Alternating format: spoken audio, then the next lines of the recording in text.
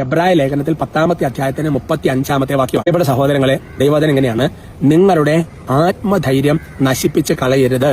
എന്നിട്ട് പറയാ, അതിന് വലിയ പ്രതിഫലം ലഭിക്കാനിരിക്കുന്നു. പ്രിയപ്പെട്ട സഹോദരങ്ങളെ, ആത്മധൈര്യം കളയരുത്.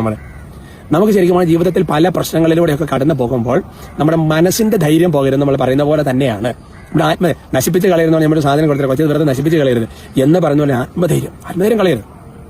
അത് ആത്മധൈര്യം എന്ന് പറഞ്ഞാൽ വിശ്വാസത്തിൽ അടിയുറയ്ക്കുന്ന അങ്ങനത്തെ ചില മേഖലകളിലൂടെ വരുന്ന ഒരു സംഗതി കൂടിയാണല്ലോ.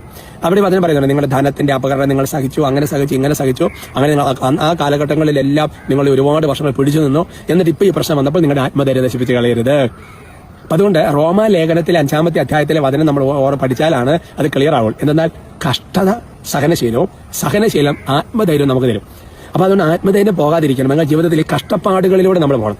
കഷ്ടപ്പാടുകൾ ഇഷ്ടപ്പെടാൻ വേണ്ടി തുടങ്ങണം. ഇടുങ്ങിയ വാതിലൂടെ പ്രവേശിക്കണം ഈശോ പറഞ്ഞില്ലേ, കുരിശെടുത്ത് അനുഗമിക്കണമെന്ന് പറഞ്ഞില്ലേ. ഇതാണ് ഈ കഷ്ടതകൾ. അപ്പൊ കഷ്ടതകൾ വരുമ്പോൾ എന്തായി, എനിക്ക് സഹനം ഒരു ശീലമായി. അങ്ങനെ കയറി വരാം. അപ്പൊ ചെറിയ കഷ്ടതയെടുത്ത് കഷ്ടതയുടെ സഹനത്തെ അങ്ങ് പിടിച്ചു കയറാൻ വേണ്ടിയിട്ട് അങ്ങോട്ട് തുടങ്ങി. പിന്നെ ആത്മധൈര്യമാണ്. പിന്നെ എന്ത് വന്നാലും അല്ലെ, വിശുദ്ധ അൽഫോൺസാമയെ, വിശുദ്ധ കൊച്ചുദേശയം, അതുപോലെ രക്തസാക്ഷികൾ, വിശുദ്ധരും എല്ലാം നമുക്ക് നൽകുന്ന പാഠം അതാണല്ലോ. അതുകൊണ്ട് എന്റെ പ്രിയപ്പെട്ട സഹോദരങ്ങളെ, ഇതിനാണ് പ്രതിഫലം. അപ്പൊ നോക്കി, വലിയ സഹനത്തിലും ഞെരുക്കങ്ങളിലും ഈ വിശുദ്ധാത്മാക്കൾ പിടിച്ചു നിന്നുകൊണ്ടാണല്ലോ അവരെല്ലാം അൾത്താര വണക്കത്തിന് യോഗ്യരായിരിക്കുന്നത്, സ്വർഗത്തിൽ നമുക്ക് സഹായം എത്തിച്ചു തരുന്നത് അല്ലെ. അതുകൊണ്ട് എന്റെ പ്രിയപ്പെട്ട സഹോദരങ്ങൾ, ഇതിന് വലിയ പ്രതിഫലം ലഭിക്കാനിരിക്കുന്നു അല്ലെ.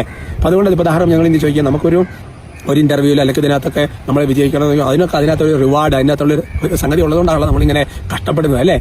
അപ്പൊ അതുകൊണ്ട് നമുക്ക് പ്രതിഫലത്തെക്കുറിച്ചുള്ള ചിന്തയുണ്ടെങ്കിൽ കഷ്ടപ്പാടുകൾ സഹിക്കാൻ ഒരു മടിയില്ല. അതുകൊണ്ടല്ലേ പിന്നെ പല മത്സരങ്ങളിലൊക്കെ സംബന്ധിക്കുന്നവര് മാത്രം കഷ്ടപ്പാടുകളാ. ശരിയല്ലേ? കർത്താവ് അനുഗ്രഹിക്കട്ടെ കേട്ടോ.